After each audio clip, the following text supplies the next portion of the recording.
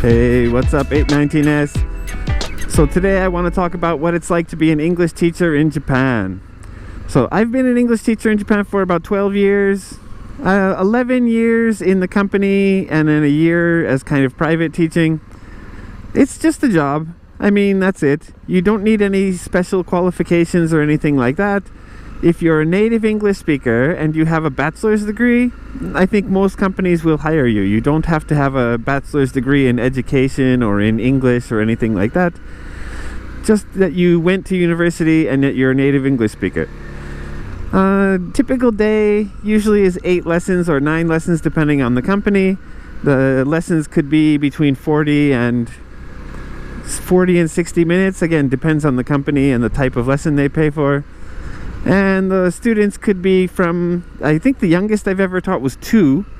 And of course they don't speak yet, so they're just kind of listening and absorbing English. But 2 to like 80, really any age is okay. You go in, you do your lesson, you have a break between lessons, oftentimes about 10 minutes or so.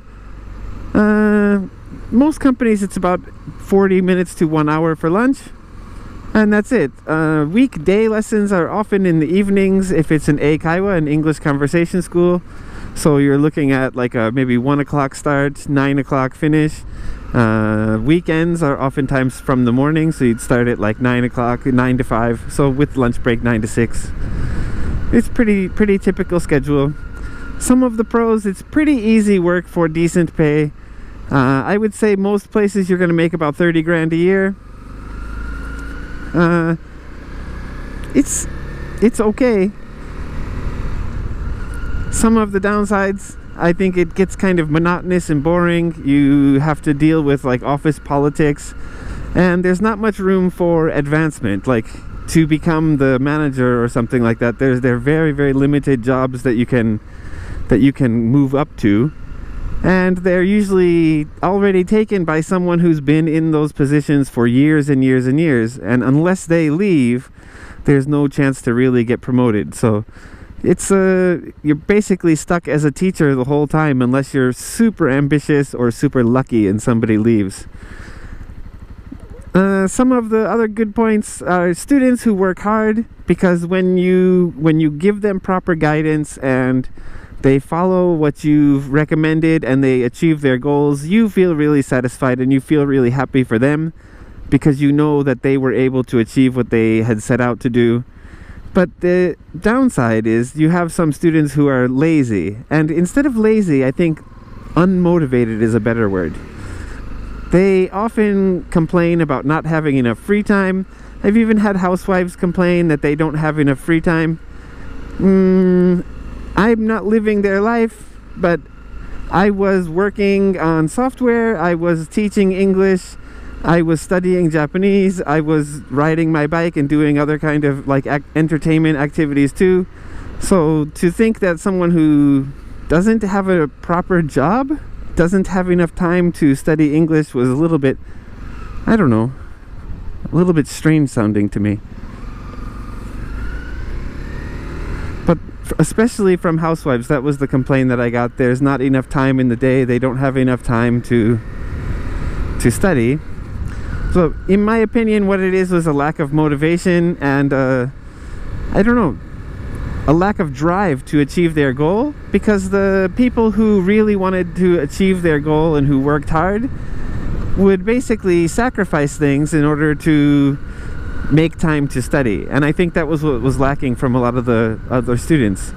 And so connected to those students is often complaints. A lot of times the people who complained about lack of time or things like this were the people who would complain to the staff that your lessons aren't good and that you can't follow the advice, and you'd like the student would like some other advice to help them improve. And I don't know, when it comes to language, maybe there are other people with other ideas, but I say you just have to do it. That's my philosophy for language study. If you want to study Japanese, you have to listen, you have to read, you have to write, you have to speak Japanese every single day. It can only be 10 minutes every day.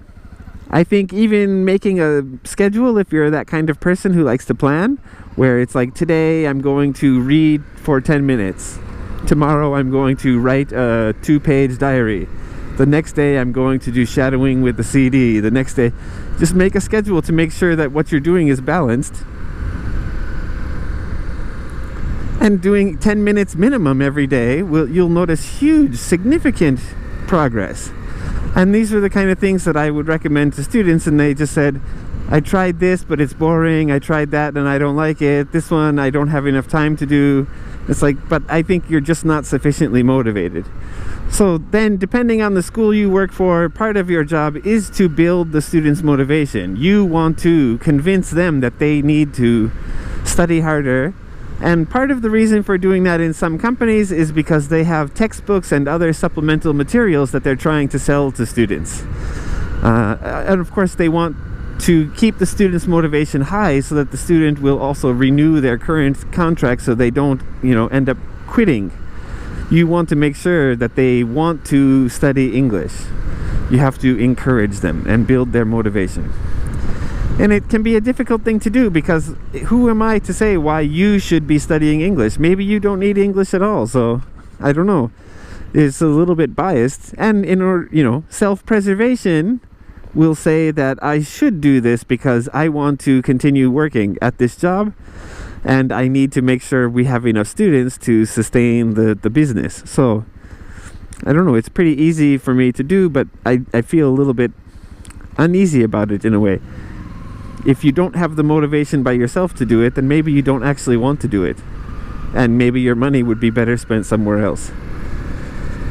So with my private students, that's kind of the approach that I take. Of course, I would prefer if they continue studying with me, but it's like, look, if you don't want to study, I'm not going to force you to keep giving me your money. If you don't actually do any more study, if you don't do any review, if you don't read anything, if you don't practice at home on your own, you're not going to make any progress, and then you're going to blame me for my lesson not being good, when the truth is that language is an ongoing thing. So I don't know, that's one of my frustrations is I say lazy people, but the truth is it's like unmotivated, or people who don't know how to manage their time, or people who aren't willing to sacrifice. All right, the truth is today I actually made 2 videos. I rode to Shinjuku, which is about an hour to an hour and a half from my house, and I was unhappy with both of those videos, so I decided to go for another quick ride and just shoot one more video. I hope you guys liked it. I hope it came out better than the first 2, and I'll see you guys tomorrow. Ride safe. Thanks for watching.